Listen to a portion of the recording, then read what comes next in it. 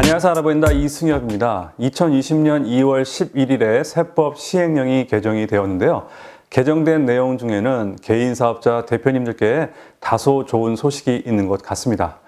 다름 아니라 개인 사업자의 성실 신고 확인 대상자의 자격 기준이 올해 한 번 더 변경될 예정이었으나 이번 세법 시행령이 개정되면서 다행히도 작년과 동일하게 기준을 유지하기로 결정하였다는 소식입니다. 아마도 SNS를 통해서 많은 영상이나 다양한 자료들을 통해 올해 성실신고 확인 대상 제도가 다시 한번 강화되는 것으로 알고 계신 분들이 많으신 것 같은데요. 꼭 기억하셔서 착오 없으시길 바라겠습니다. 사실 성실신고 대상자 자격 여부를 결정짓는 기준은 매출이 아니라 수익 금액을 기준으로 합니다. 여기서 잠깐 매출과 수입의 의미를 찾아보면 매출이란 기업의 정상적인 영업 활동과 관련해서 발생하는 수입을 말하고 수입이란 매출을 포함한 기업이 한 해 동안 벌어들인 총 수입을 의미한다고 정의하고 있는데요. 언뜻 보면 그 말이 그 말 같아 보이시죠? 하지만 자세히 들여다보면 매출은 기업의 영업 활동과 관련된 수입만을 한정 지어 놓은 것으로 기업이 주업으로 삼고 있는 것으로부터 벌어들인 것을 의미하니까 도소매인 경우라면 상품을 판매해서 번 돈이 주 매출일 것이고요. 용역을 제공하는 업체라면 용역을 제공해서 벌어들인 돈이 주 매출일 것입니다. 하지만 수익 금액이란 매출보다 더 넓은 의미로 정상적인 영업 활동과 관련된 매출은 물론이고 영업 활동이 아닌 영업 외 수익 등이 합산된 금액까지를 포함하고 있습니다. 그래서 성실신고 확인 대상의 기준이 매출이 아닌 수입의 개념으로 기준을 보기 때문에 개인 사업자에게 포함될 수입이란 매출과 영업 외 수익까지 포함시켜야 하는데요. 개인 사업자에게 영업의 수익이 뭐가 있을까 하시는 분들이 많이 계실 겁니다. 대표적으로 요즘 많이 신청하고 계시는 일자리 안전자금과 두루누리 사회보험 같은 국가 보조금 등이 영업의 수익으로 수익 금액에 포함된다는 것 꼭 기억하시면 좋겠습니다. 요즘 개인 사업을 운영하시는 대표님들의 가장 큰 부담은 단연 인건비일 것입니다. 지금도 많은 대표님들이 일자리 안전자금과 두루누리 사회보험 제도를 많이 이용하고 계시는데요. 여기서 잠깐 일자리 안정자금과 두루누리 사회보험 제도에 대해서 설명을 드리고 지나가는 게 좋겠습니다. 지금 보시는 표가 바로 과거부터 현재까지 계속 상승해 온 최저임금의 상승 그래프입니다.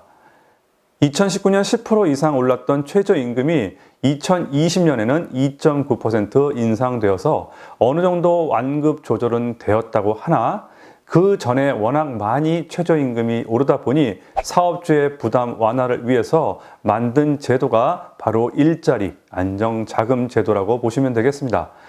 최저임금 제도는 2018년도부터 16.4%로 급격하게 인상되기 시작해서 2019년도에는 10.9% 인상으로 2년 연속 10% 이상 인상이 되었고 올해 2020년도에는 그나마 2.9% 인상으로 급격한 상승을 막긴 하였으나 불과 5년 전인 2015년에 최저 시급은 5,580원이었는데 2020년에 최저 시급이 8,590원에 달하니 단기간에 얼마나 최저임금이 많이 상승해 왔는지는 가늠해 보실 수 있겠습니다. 주 40시간 주유 수당을 포함해 월급을 따졌을 때 2020년도 월급은 179만 5,310원으로 1인 이상 근로자를 고용한 모든 사업장은 약 180만 원의 금액을 최저임금으로 지급해야 한다는 것입니다. 여기에 건강보험 및 장기요양보험, 고용보험료까지 인상되었으니 월급을 주는 대표자 입장에서는 정말 인건비에 대한 부담이 이만저만이 아닌 것 같습니다. 그래서 정부는 이런 최저임금 인상 부담을 조금이나마 덜어주고자 2018년부터 한시적으로 일자리 안정자금 지원 사업을 통해서 2020년도 기준 5인 미만 사업장은 근로자 1명당 11만 원을 또 5인 이상 사업장은 근로자 1명당 9만 원씩을 금액으로 지원하고 있는데요. 이 금액은 원칙적으로 30인 미만 고용 사업주에게 지원되고는 있지만 과세소득이 3억이 넘는 고소득 사업주이거나 임금을 체불하여 이름이 공개된 사업주 또는 최저임금을 위반한 사업주, 마지막으로 국가 등 공공 부분에서 이미 인건비 지원을 받고 있는 사업자들은 제외되고 있다는 거 기억하시면 좋겠습니다. 지원 요건은 근로자의 월 평균 보수가 215만 원 이하여야 되고요. 일용 노동자는 한 달에 실제 근무하는 일수가 10일 이상인 경우만 지원된다는 것도 함께 알아두시면 좋겠습니다. 다음 두루누리 사회보험 지원제도는 근로자 수가 10명 미만인 사업장에 고용된 근로자 중에서 월 평균 보수가 215만 원 미만인 근로자와 그 사업주에게 사회보험료인 고용보험과 국민연금 보험료에 대해서 최고 90%까지 국가에서 지원함으로써 사회보험 가입에 따른 부담을 덜어주고 사회보험 사각지대를 해소하기 위한 사업인데요. 작년보다 소득 기준이 210만 원 미만에서 215만 원 미만으로 확대되어 더 많은 근로자가 지원을 받을 수 있게 되었습니다. 이와 같이 해당 사업자가 국가로부터 이와 같은 보조금을 지원받았을 경우 그 금액에 대해서 영업의 수익이란 항목으로 수익금액으로 인정된다는 겁니다. 또 개인 사업체의 자산 중 유형 자산을 처분하여 생기는 금액도 수익금액으로 해당이 되었으나 이번 세법 시행령 개정 내용에 사업용 유형 자산을 처분한 수익금액은 수익금액 기준 합리화라는 취지로 제외하기로 결정되어서 성실신고 대상 매출 기준에 근접한 개인 사업자 대표님들에게는 다소 유리해지지 않았나 생각이 됩니다. 참고로 사업용 자산이 아닌 비사업용 유형 자산의 처분 금액은 전과 동일하게 수익 금액에 포함되고 있다는 것도 기억해 두시면 좋겠습니다. 또한 성실신고 확인 대상 사업자는 성실신고를 확인하는 세무대리인에게 4월 30일까지 성실신고 확인자 선임신고를 제출해야 했습니다만 올해부터는 성실신고 확인 대상 사업자의 납세 편의를 제고하기 위해서 선임신고서 제출이 폐지되어 한결 번거로움도 없어진 것 같아 다행인 것 같습니다. 사실 성실신고 확인 대상 제도는 고소득 자영업자를 대상으로 성실하게 세금을 신고하도록 2011년도에 도입된 제도로 보시는 것처럼 수익금액 기준이 해마다 강화되어 왔습니다. 그러나 아쉬운 건 이 제도가 처음 시행되던 2011년도의 상황과 지금의 상황과는 많은 차이가 있어서 그런 변수를 감안하지 않고 이 제도를 감행하기에는 사실 개인 사업자에게는 많은 어려움이 커짐이 확인이 되어 정부가 이번 세법 시행령 개정에 이 내용을 포함한 것 같습니다. 성실신고 확인 제도의 가장 큰 문제점은 자격 기준에 대한 부분입니다. 말씀드린 대로 성실신고 확인 대상자를 선정하는 기준은 당해년도의 수익 금액입니다. 이 제도의 취지는 고소득 자영업자의 성실한 세금 신고를 유도하기 위함이라고 말씀드렸는데요. 여기서 말한 소득은 매출이자 수입입니다. 매출이 높다고 해서 이익이 많다고 말할 수는 없습니다. 법인 기업이나 개인 기업이나 설립이나 운영의 목적은 모두 이익이죠. 이익을 내기 위해서 사업을 하는 겁니다. 과세 당국에서도 과세를 매길 때 기준은 이익에 대해서 과세를 합니다.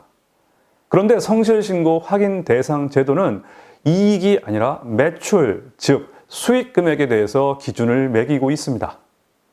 방금 저는 이익이 나야 세금도 낸다고 말씀드렸는데요.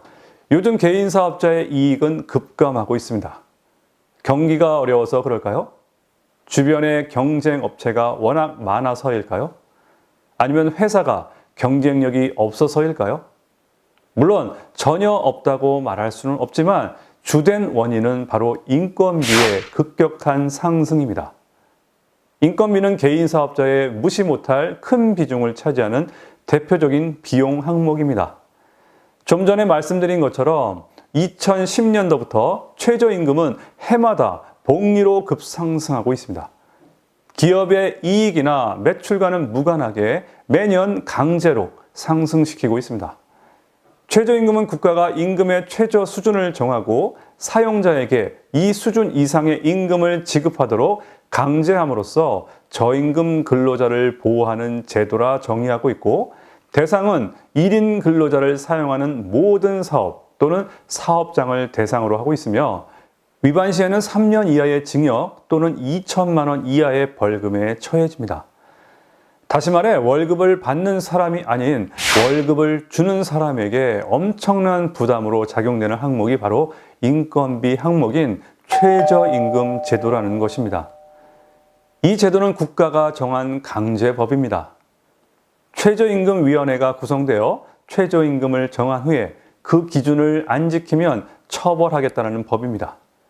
당연히 법은 지켜야 합니다. 그래서 지금 개인 사업자는 안 지키는 게 아니라 혹여라도 못 지키는 사업자가 되지나 않을까 해마다 버티고 살아가는 사업자가 무수히 많습니다. 매출은 점점 줄어들고 인건비로 인한 비용은 점점 증가하고, 그로 인해 이익은 줄어드니 결국 직원을 줄이거나 노동시간을 줄이는 건 기본이고요.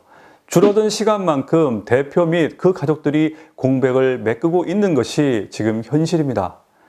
게다가 대표와 가족들은 365일 연중 무휴 제대로 쉬어본 적도 없습니다. 겨우 그나마 이익을 내면 이익의 대부분은 최저임금이라는 제도에 막혀서 인건비로 대부분 나가고 있는 상황에서 10년 전에 도입된 성실신고 확인 대상자라는 제도를 계속 밀어붙이고 있는 상황이 사실 저로서는 이해가 되지 않습니다. 만약 성실신고 확인 대상자에 포함이라도 된다면 과세 당국의 관리 감독을 받아야 하는 것은 물론 그 관리 감독 비용의 부담도 개인 사업자가 부담해야 하기 때문에 문제가 이만저만이 아닌 것 같습니다. 원래 최저임금의 취지는 저임금 근로자를 보호하는 제도라 정의하고 있는데요. 과연 모든 기업에게 똑같은 기준으로 저임금 근로자를 보호하라고 요구할 수 있을까요? 저는 이런 의문이 드는 것은 무엇 때문일까요? 당연히 저임금 근로자를 보호하는 정책도 필요합니다. 하지만 월급을 받는 사람뿐만 아니라 그 월급을 주기 위해서 엄청난 희생이 뒤따라도 견뎌내고 있는 개인 사업자 대표를 보호하는 제도도 다시 논의가 필요하고 정비가 필요하다고 생각합니다. 어찌됐건 개인 사업자 대표님들이 법인으로 전환하면 좀 나아질까 고민해서 상담 문의를 많이 해오고 계시는데요.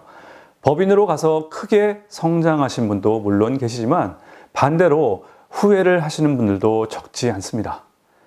그래서 개인이나 법인은 서로의 장단점이 분명히 존재하고 있고, 무엇보다 지금 내가 하고 있는 사업의 규모와 환경에 맞는 최적의 시스템이 무엇인지를 충분히 검토하셔서 사업의 방향을 정하셨으면 좋겠습니다. 지금 신종 코로나 바이러스로 인해서 더욱 어려움을 겪고 계시는 분들이 참 많은데요. 이 상황이 부디 빨리 수습되기를 간절히 기원하면서 우리 모두 화이팅 하시기를 응원드리도록 하겠습니다.